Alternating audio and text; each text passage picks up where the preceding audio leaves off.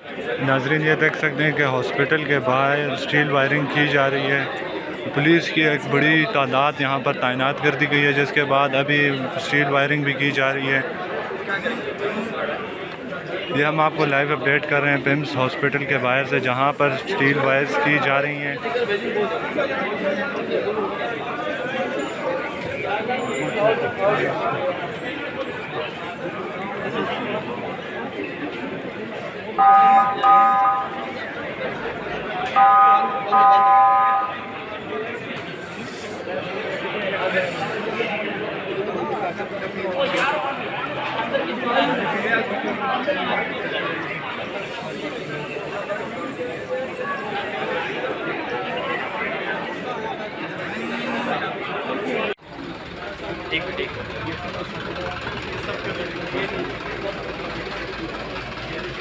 अस्सलाम वालेकुम नाज़रीन, ये पिम्स हॉस्पिटल के बाहर के मनाज़र हैं, जहाँ पर प्रिजन वैन भी लाई गई है पुलिस की जानिब से।